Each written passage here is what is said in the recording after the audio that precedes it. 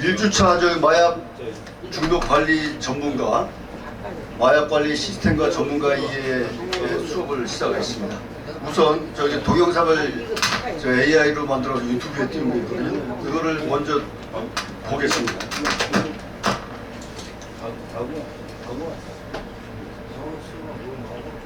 마약 중독 관리 전문가란 마약류 중독으로 고통받는 사람들을 돕는 전문가입니다. 이들은 중독 예방, 상담, 치료, 재활 등 전 과정에서 중요한 역할을 합니다. 마약 중독 관리 전문가는 의학적 지식뿐 아니라 심리학, 사회복지학 등 다양한 분야의 전문성을 갖춰야 합니다. 마약류 관리 시스템은 마약류의 생산, 유통, 사용, 그리고 중독 관리 전반을 감독하고 통제하는 시스템입니다. 이 시스템은 마약류의 불법적인 유통을 막고 중독자를 보호하며 사회 전체의 안전을 지키는 데 중요한 역할을 합니다. 마약류 관리 시스템은 크게 세 가지 축으로 구성됩니다.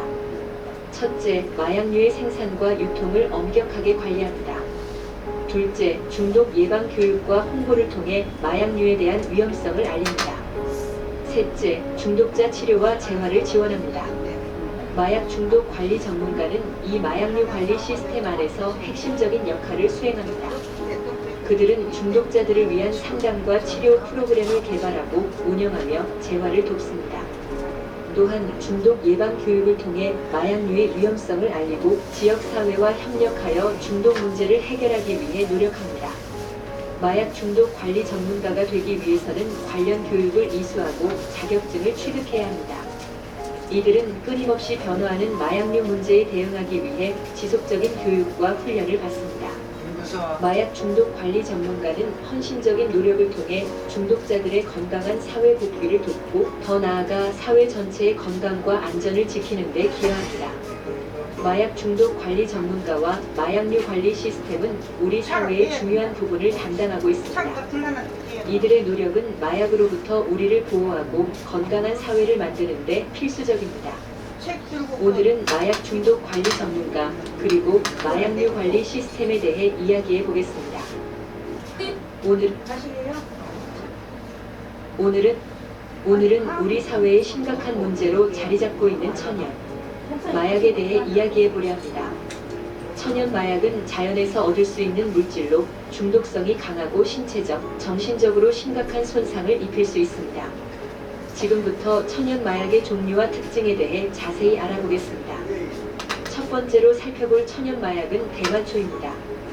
대마초는 대마 식물의 잎이나 꽃을 말려서 사용하며 주로 흡연 형태로 섭취합니다.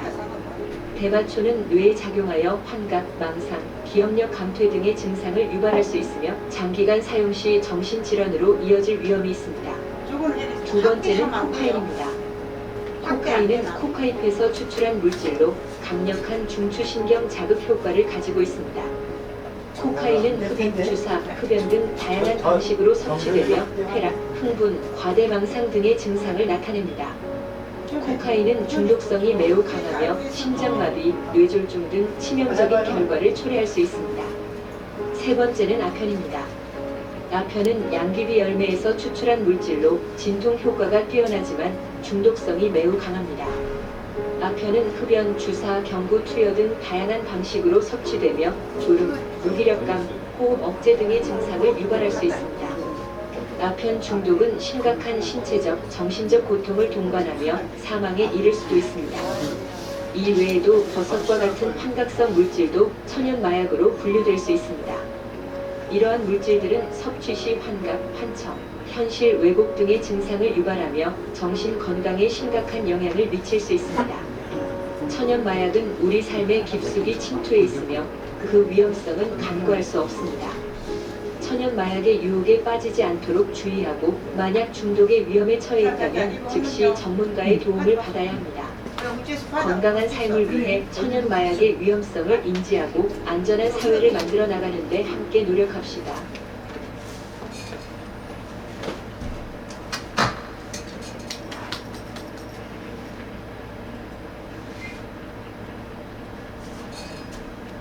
여기까지 들으시고 제가 이제 자료를 단톡방에 띄웠어요. 단톡방. 35명, 36명 방에 들어가서 그 1주차 마약 중독 관리 전문가 여기를 클릭하시면 첫 번째 붙였거든요. 사람 신체 나온 거 핸드폰에 들어가 보시면 돼요. 카톡방에. 그럼 자료가 클릭하면은 전체 자료가 다 뜹니다. 지금 블로그에 올려놨기 때문에요. 그래서 이제 마약 중독 관리 전문가의 첫 번째 1주차에는 마약 관리 시스템과 전문가이기에라는 제목으로 이제 구성됐습니다. 그래서 첫 번째로 마약 관리 체계의 개요 및 법적 근거가 있어요. 거기 보면은 마약 관리 체계는 국민의 보건 향상과 사회 안전망 확보를 목적으로 한다 하는 것입니다.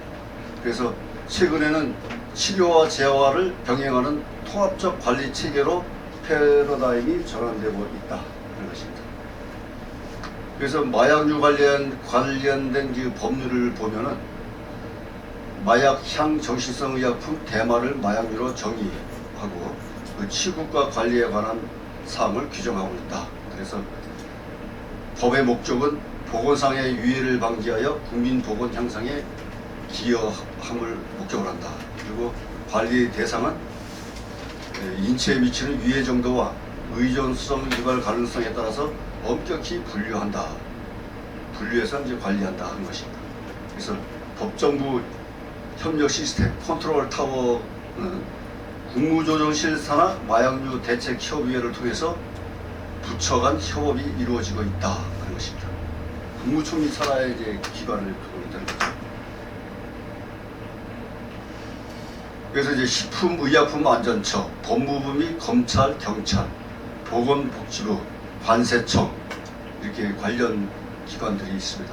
그래서 식품의약품안전처에서는 허가 및 유통사후관리, 예방교육 및 재활지원 총괄 담당하고요. 법무부와 검찰에서는 밀수입 차단, 제조 및 유통 단속, 사법경찰권 행사를 하고, 보건복지부는 이제 치료보호기관 지정 및 치료비 지원, 관세청에서는 마약류 반입 차단 및 통관 검사 강화. 아까 전 시간에도 아까 나왔었는데요. 기관들이 이제 관련 기관들이 있습니다. 그래서 이제 마약류 통합 관리 시스템이 있어요. NIMS 통합 시스템인데 시스템 개념은 마약류 통합 관리 시스템은 취급자, 마약 취급자가 이제 제약사, 도매상, 병원, 약국에 해당되는데요. 그래서 마약류의 수취, 제조, 판매, 수령, 조제, 투약 등 모든 유통 과정을 전산으로 보고하는 체계로 되어 있다 하는 것입니다. 전산 체계로 되어 있다는 거죠. 그래서 주요 기능을 보면은 상시 모니터링을 하고 있다는 거예요. 여러 병원을 돌면서 과다 처방을 받는 쇼핑 행위나 의사의 부적절한 처방 패턴을 실시간으로 감지하고 있다는 거죠. 그 핸드폰을 안 보시려면 저 김옥기 전도사님이 이게 좀 올려줄래요? 순서대로 여기 이쪽에서 화면만 보고 있는데 화면 올라가지도 않대요. 화면만 보고 있으니까 핸드폰을 봐야지 자료가 쑥 들어오는데. 그래요? 네, 올려가지고 저 2번 마약류 통관 시스템. 마우스에 올라가나? 이리로 안 올라가나? 그걸 아니고 저 드롭으로 해서 이렇게 마크를 쭉쭉 내면 올리면 3번 마약류 관리 전문가 정의가 대상 3번 올려 3번 밑에 부분으로 3번 정의와 이상. 마약류 관리 정의와 이상. 전문가의 정의와 위상 거기에. 그래서 전문가는 이제 중독의 생물학적, 심리학적, 사회적 특성을 이해하고 대상자의 회복을 돕는 숙련된 실무자를 의미한다. 숙련된 실무자라는 건 이제 전문가가. 그 전문성의 근거는 중독이 이제 단순한 개인의 의지 부족이 아니라 뇌의 보상 회로가 손상된 만성 재발성 질환이라는 거죠. 질병. 뇌의 질병이라고 하는 거예요, 이제. 개인 의지 부족해서 중독이 걸렸다고 하기보다 이제는 질병으로 이제 보고 있다는 뇌 질병. 그게 핵심입니다. 따라서 전문가는 의학적 지식과 상담 기술, 법률적 이해를 두루 갖추고 있어야 된다. 이 마약 전문가가 되려고 합니다.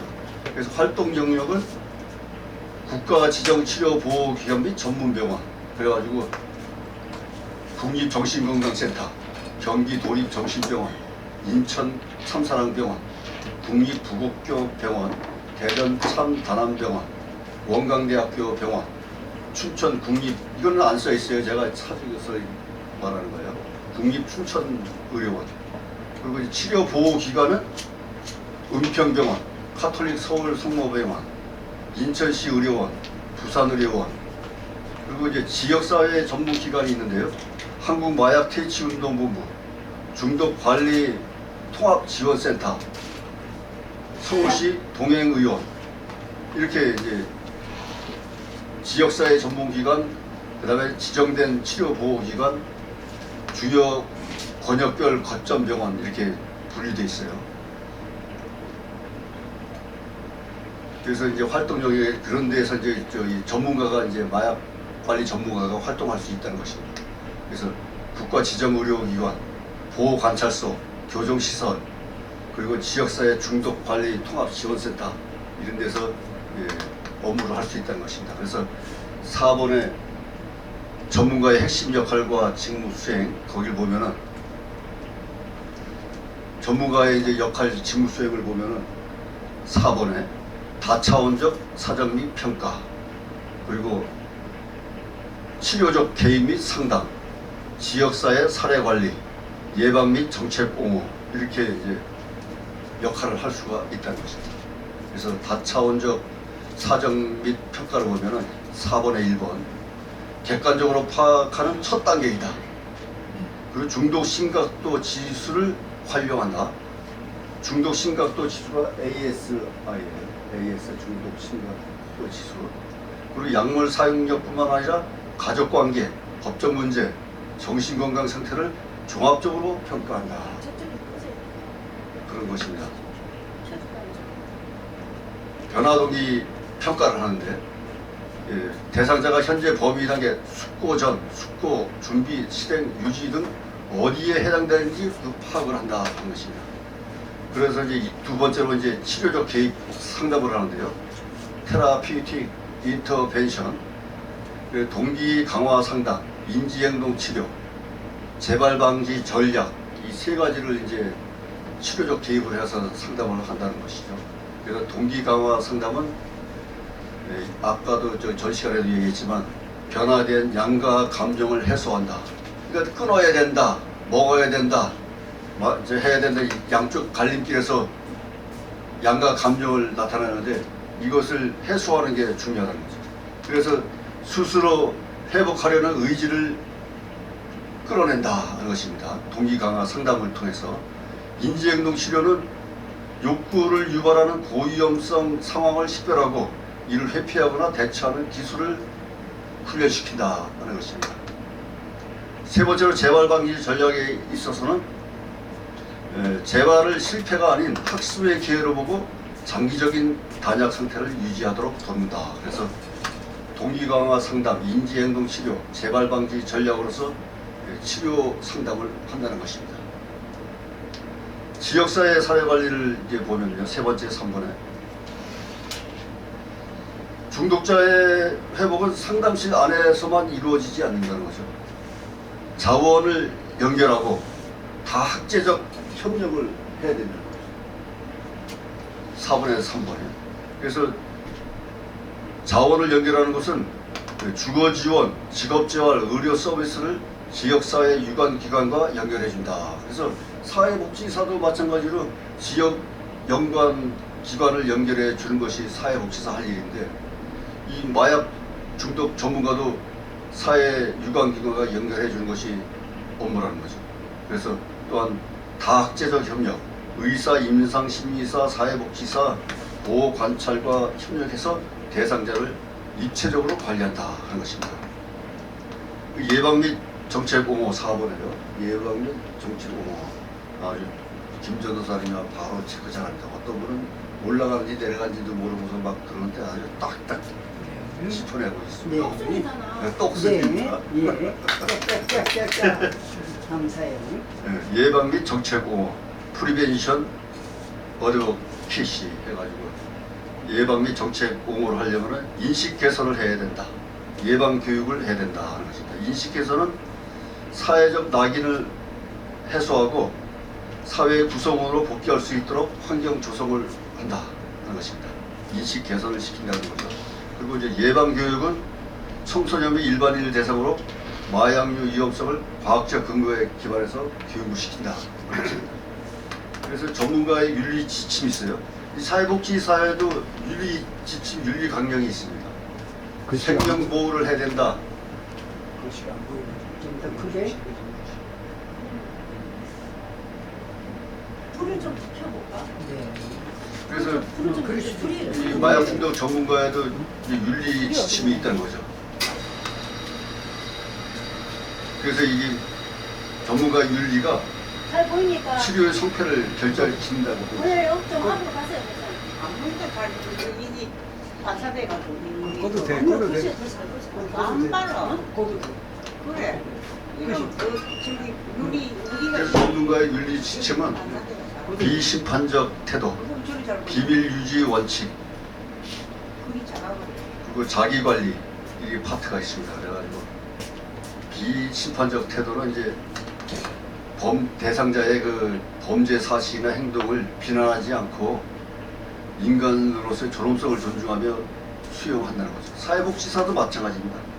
비밀 존중의 원칙이 있어가지고 사회복지사도 이 범죄 사실의 행동을 이런 걸 비난하지 않고 될 수 있는 대로 경청을 해서 듣고서 스스로 깨우치도록 해나간다는 거죠. 사회복지사도. 전문가도 마찬가지다. 마약 전문가도. 니은 두 번째 보면은 비밀 유지 원칙과 한계열에서 상담 내용은 철저히 보호해야 된다. 그리고 타인에게 해를 끼칠 위험이 있거나 아동학대 등의 법적 고지 의무가 발생하는 경우에는 한계를 명확히 해야 된다. 그래서 비밀 보장 원칙과 생명 존중의 원칙이 비교될 때가 있어요.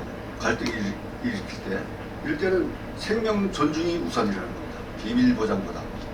그래서 생명이 위험할 때는 신고를 해서 생명을 건져야 되는 거죠. 자살한다든가 자기가 또 자해를 한다든가 그랬을 때 생명 존중이 먼저야 된다는 것입니다. 그래서 법적 고지 의무가 발생할 때는 한계를 명확히 구분해가지고 실천해야 된다는 것입니다. 자기 관리 분야가 있습니다. 전문가 본인의 심리적 소진을 방지하고 전문성을 유지하기 위해서 지속적인 슈퍼비전을 받아야 된다. 그래서 전문가로서 항상 그대로 있는 것이 아니라 자기 심리적 소진을 방지하기 위해서 전문성을 유지하기 위해서 공부도 해야 되고 말이야. 지식을 쌓아야죠. 그러면서 또 자기보다 선배인 슈퍼비전을 통해서 또 교육을 받고 해야 되는 슈퍼비전은 이제 멘토처럼 위에 선배 더 우수한 사람으로부터 교육을 받는다는 것입니다. 슈퍼비전. 사회복지사도 마찬가지예요. 사회복지사 2급이면서도 슈퍼비전을 통해서 또 그와 상담 기술을 또 배우고 하면서 또 실력을 키워야 된다. 전문가로서. 그래서 6번 결론 및 향후 과제 1파트는 이제 결론이 나오는데요. 국가 마약 관리 체계는 단순한 처벌 시스템이 아닌 건강한 시민으로 돌아올 수 있도록 돕는 치료 재활의 통합 시스템이다. 그래서 마약 중독 관리 전문가는 국가 정책과 개인의 회복을 잇는 가구의 역할을 수행한다 하는 것입니다. 그래서 마약류 트렌드, 신종 마약 등을 지속적으로 학습하고 개개인의 특성에 맞는 근거 기반을 실천을 이어가야 된다 하는 것입니다. 그래서 이제 그 밑에 이제 뇌 구조 명칭 및 역할이 있습니다. 뇌 구조가 나옵니다. 뇌 구조를 보면은 맨 위에 앞에 위에가 있는 것이 프론탈 코텍스 해가지고 전두엽 피지에 전두엽. 맨 위에 앞에 써 있는 것이요. 머리 이마 쪽에 써 있는 것이 전두엽인데 이 전두엽은 사고, 계획, 의사 결정 및 감정 조절을 담당한다. 전두엽에서 그 밑에 앞쪽 밑에 부분에 그분이 뉴크로스 어큰베스 해가지고 중격 의지핵, 측자핵이라고 그러는데요. 이는 보상회로의 핵심으로 쾌락과 중독에 직접적인 영향을 미친다는 것입니다. 앞쪽에서 두 번째 밑에 쪽이에요. 앞쪽, 저쪽, 오른쪽으로, 왼쪽이죠.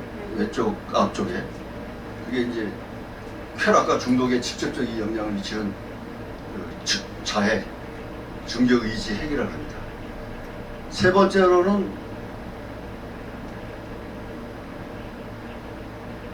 중앙에 있는데요. 중앙에 선 3개 뻗쳐 있고 빨간 거 2개 있죠. 그 중간에 있는 게 이제 선조체인데 운동 제어 및 습관 형성과 관련이 있다고 합니다. 그 네 번째로 흑질, 서브스타티아 니그라 해가지고 흑질인데 네 번째가 그 아까 세 번째 위에 중간 우쪽이에요. 우쪽에 둥그렇게 휘어지면서 있죠. 빨간 화살표 끄트머리 위에 두 번째 위에 그 도파민을 생성하는 부위로 운동 기능을 조절한다는 거죠. 중간 위에. 그리고 이제 다섯 번째가 복축 피계부에서 VTA인데요.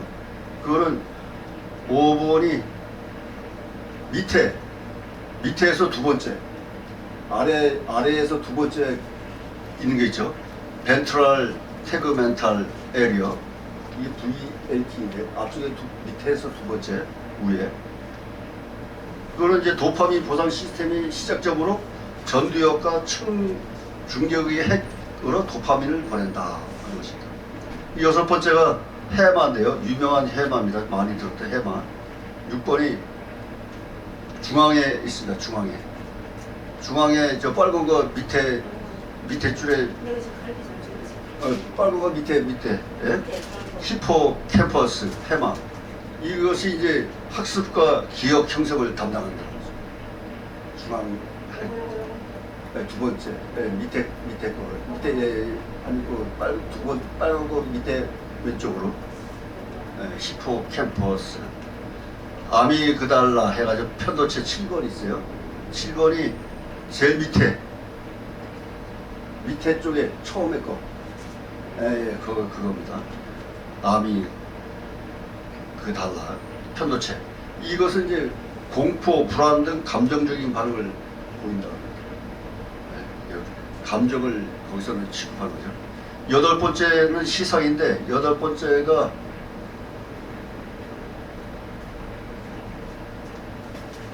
저 빨간 거 두 번째 위에, 빨간 거 위에 거에 위에, 그 위에 바로 위에 글자 밑에 거기입니다. 타라무스 시상 앤드 히포타라마무스 이 시상하고인데 여기서는 감각 정보의 전달과 신체의 향상성을 유지한다는 거죠. 그러니까 신체 균형을 잡는다는 거예요. 여기서 이제 뇌의 구조 명칭이 처음으로 이제 다 이렇게 해부를 해봤습니다. 그것을 가르쳤어요. 네, 그래 밑에 저 순서대로 내가 번호를 해놨습니다. 그래서 밑에 그 아까 뇌를 보면 뇌 하단에 영어로 써 있어요. 영어로 써 있는데 그걸 해석을 한 걸 보면은 도파민은 보상 중심의 역할을 하며 기억운동, 동기부여, 기분주의력 등을 포함한 많은 신체 기능에 관여하는 신경전달 물질이다. 위로 올리면 있어요. 아까 뇌 그림 있는 위로 더 올려요. 거기 바로 밑에 도파민 패스웨이스 있죠? 그 밑에 조그만 영어 밑에. 이거를 잘 못. 그래 밑에 거기 도파민 밑에 영어 있죠? 도파민 패스웨이 밑에 지금 내구조 명칭 위에 바로 있는 영어 글자. 다른 게. 도파민 밑에 큰 글자. 거기 그 도파민 패스웨이 돼 있잖아요. 예. 도파민의 경로.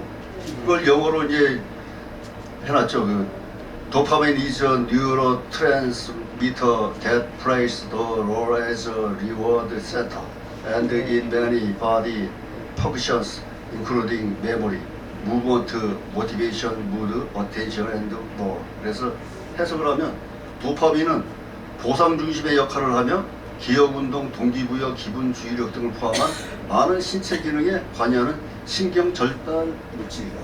신경 전달 물질이라는 건 도파민이에요. 보충 설명을 이제 밑에 내려와서 보충 설명을 보면은 마약이 유입이 되면 복축 피계부에서 시작된 강력한 도파민 신호가 중격 의지핵과 전두엽으로 쏟아지며 강렬한 쾌락을 만든다 하는 것입니다. 이 과정이 반복되면은 뇌는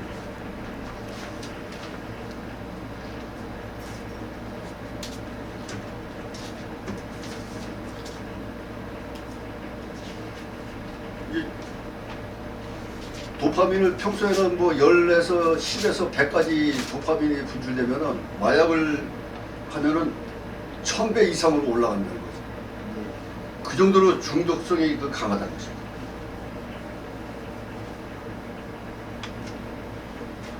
그래서 스스로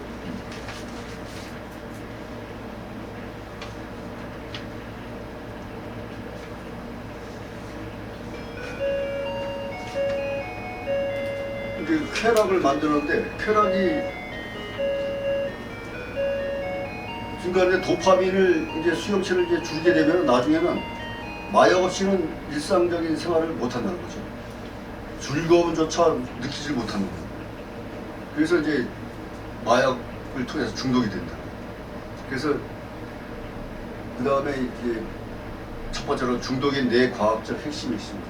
들어내면 보충 설명 지나서 중독의 뇌과학적 핵심. 네, 중독 핵심 도파민 보상회로가 있어요. 더 내리면. 우리 맞잖아. 1번. 4페이지? 4페이지인데. 4페이지인데. 내려가요? 쭉 내려가? 네, 쭉 내려가요. 마약 중독 시전하는 거라.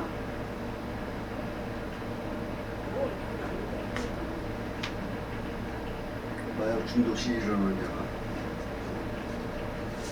그 위인데 이거 네, 그 위에 조금 위에 도파민.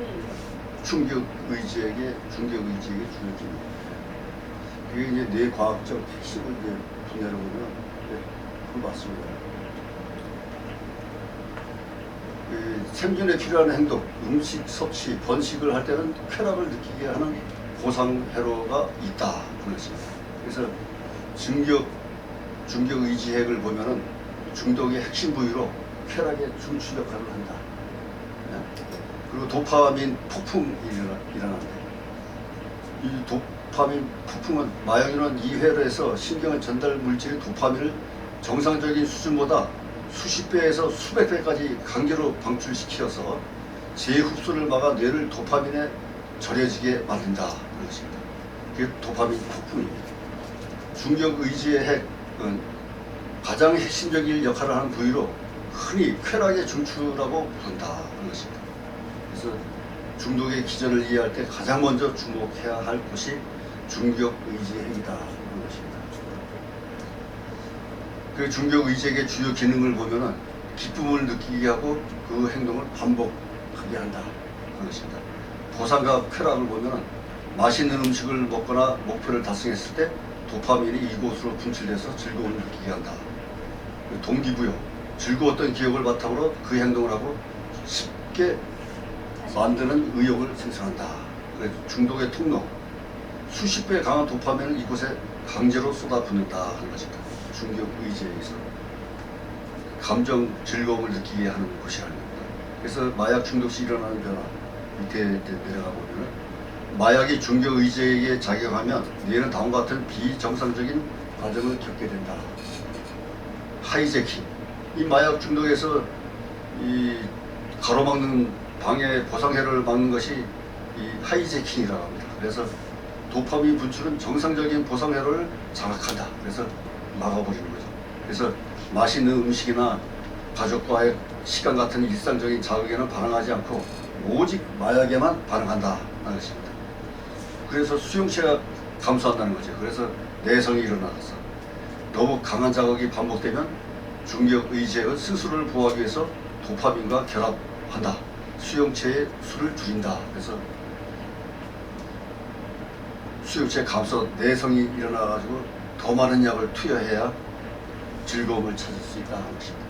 결과적으로 보면은 이전과 같은 쾌락을 느끼기 위해서 더 많은 양의 약물을 찾게 되는 것이 내성이다 하는 것입니다. 뭐 일반적으로도 약을 많이 먹고 계속 먹으면 내성이 생겨가지고 약을 항생제라도 항생제가 약을 안 먹히는 거예요. 그런 현상이 마약도 일어난다는 것입니다. 그래서 구조적 특징 세 번째 이제 밑에 보면은 앞서 보신 그 뇌 이미지에서 보면은 북측 피계부와 전두엽 사이를 잇는 다리 역할을 한다 하는 것입니다. 중격의지핵이. 그래서 중격의지핵은 전두엽 이거 또 해야 돼? 당장 구해 행동 촉구를 한다는 거죠. 비유하자면은 밑에 내려가서 비유하자면은 중격의지핵은 뇌 안의 스피커와 같다. 또한 마약은 이 스피커 볼륨을 감당할 수 없을 정도로 키워낸다. 스피커를 고장나게 만든다는 거죠. 그래서 더 이상 작은 소리를 들려주지 못하게 한다 하는 것입니다. 그 이제 큰 입원으로 마약류의 양리적 분류가 있습니다. 그 마약류의 양리적 분류는 세 가지로 분류되는데요.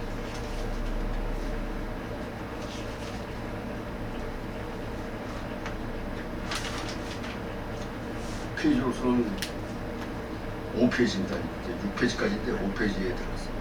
그 마약류 분류를 하면 흥분제, 전 시간에도 나왔습니다만 흥분제, 억제제, 환각제 이게 세 개로 분류합니다. 그래서 흥분제는 중추신경을 각성시켜가지고 심박수가 증가가 되고 극도의 에너지와 다행감 유발을 한다. 그래가지고 이 흥분제로는 필로폰, 메스 암페타민, 코카인 이것이 흥분제라고 합니다. 필로폰과 코카인. 그리고 억제제는 이제 이 중추신경을 억제하는 거예요. 중추신경 활동을 저하시켜서 통증을 완화하고 진정 수면 유발한다. 그래서 수면 역할을 하고 통증을 완화시키는 약제로도 쓰는 거죠. 근데 이제 지나치니까 이제 중독에 걸리고 병에 걸리고. 그 억제제로서는 헤로인, 펜타닐, 그 마약성 진통제라고 하는 거죠. 펜타닐, 마약성 진통제. 그리고 환각제가 있죠. 아까도 환각을 얘기했습니다. 감각을 왜곡하고 시간과 공간에 대한 인지 능력이 상실된다.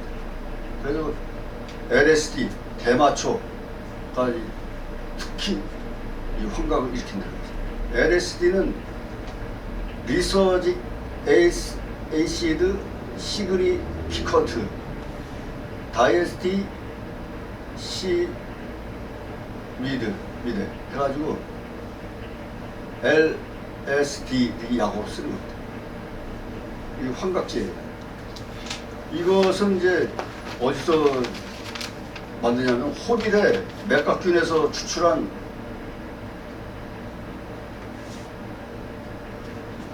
질산을 합성해서 만든 환각제라는 거죠. 그래서 8시간에서 12시간을 지속할 수 있다는 겁니다. 그래서 감각이 이상 현상으로 나타나는 거죠. 그래가지고 소리가 보인다. 소리가 들리는데 소리가 보인다고 환각을 느끼고 색깔이 귀로 들린다. 이런 또 환각 상태를 나타낸다. 기괴한 감각 현상을 나타낸다는 거예요. 환각제 그 LSD 대마초 같은 경우에 그래가지고 자아 경계가 분리돼가지고 말이죠. 신비한 체험으로 오해할 수 있다는 거예요. 그래서 피해 망상증이 생기고 공포, 공황장애가 일어난다는 것입니다.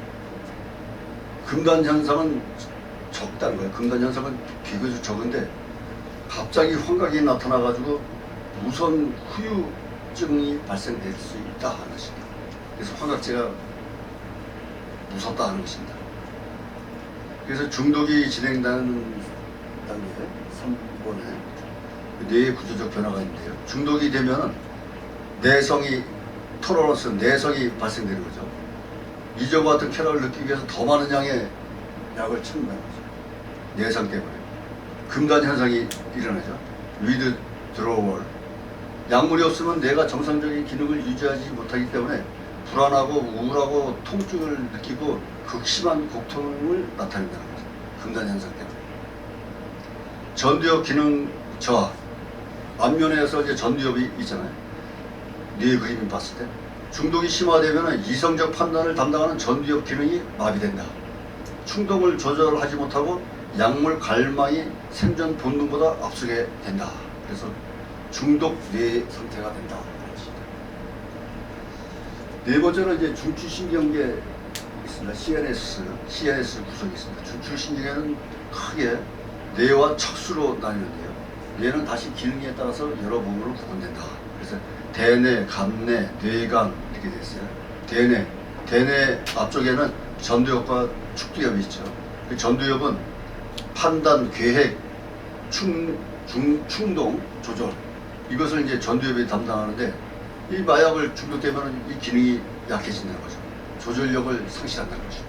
전두엽과 전두엽이. 그리고 축두엽, 주동엽, 후두엽이 있는데 이것은 이제 기억, 감각, 정보 처리, 시각적 인지가 상실된다는 거죠. 간뇌가 있습니다. 시상하부가 있는데 감각 신호의 중개소 역할을 하는데 이것이 이제 본이 약해진다는 거죠. 체온, 허기, 갈증 등 생존을 위한 본능과 호르몬 조절을 하는 것이 시상하부인데 이것이 망가진다는 거죠. 뇌관이 있습니다. 브레인 스템, 생명의 핵심이 있습니다. 뇌관이 생명의 핵심. 중뇌, 교뇌, 연수로 구성되며 호흡, 심장박동, 혈압 등 생명 유지 기능을 담당한다. 그래서 주의할 사항이 뭐냐면 펜타닐 같은 억제제 계열 마약이 이곳을 마비시키면 호흡이 멈춰서 사망에 이르게 한다. 그렇습니다. 그러니까 펜타닐이나 이게 흥분제, 환각제, 억제제 과다 사용하면은 호흡이 멈춰서 사망하게 된다는 거죠. 그래서 주의해야 된다는 것입니다. 그래서 이제 중추신경계에 통신망이 있는데요. 시냅스라고 합니다. 시냅스. 뉴런과 시냅스. 신경 연결 부분이죠. 그래서 뇌에는 수천억 개의 뉴런, 신경세포가 있는데 사슬처럼 엮여 있다. 뉴런과 뉴런 사이의 틈을 시냅스라고 한다. 연결 부분이죠. 그래서 마약은 이곳에 흐르는 신경절달 물질의 체계를 완전히 파괴한다. 뭐 신경이 끊어지는 거죠. 그러니까 술 마시고서 신경이 끊어져 가지고서 기억을 못하는 거와 똑같은 거죠. 필름이 끊겼다는 거죠. 그 정상 상태는 신호가 필요할 때만 신경 전달 물질 도파민, 세로토닌 등이 나와서 다른 세포로 전달되는데 마약을 투약하면 이 마약 분자가 시냅스에 침투해서 도파민을 강제로 쏟아붓거나 다시 흡수되는 것을 막아버린다. 그래서 과부하 현상이 걸려서 중독 상태를 나타내서 파괴시킨다 하는 것입니다. 그래서 여섯 번째 밑에 부분에 마약류와 중추신경계에 작용하는 세 가지 방식이 있어요.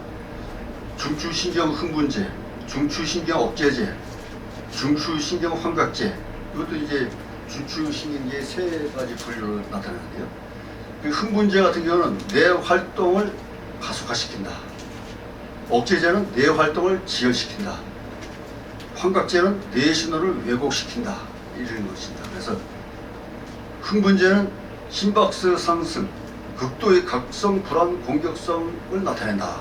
특히 필로폰과 코카인이 흥분제라는 거죠. 필로폰, 코카인이. 그리고 억제제는 호흡저하, 진정, 통증 완화, 혼수 상태를 나타내는데 헤로인과 펜타닐이 억제제에 해당되는 거예요. 그래서 수면제 약제로도 쓰고 그러는데요. 환각제, 시각, 청각적 환각, 시간, 감각 상실하고 자아 분열을 한다. 특히 LSD 대마가 환각제에 쓰인다. LSD가 그렇게 아주 강력하다는 것입니다.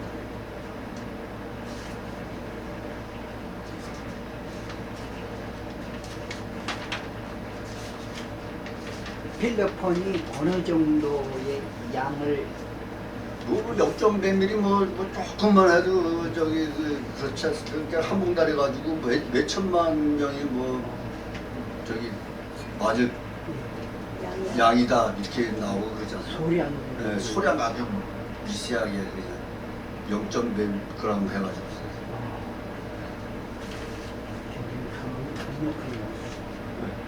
그러니까 한 번 하면은 혹시나 해가지고 한 번 맞아가지고 바로 중독으로 들어갑니다. 그래서 여기까지 저기 이제 그 중독 관리자로서 첫 번째 시간에 알아야 될 사항을 말씀드렸습니다. 네. 수고했습니다. 네. 수고했습니다. 감사합니다.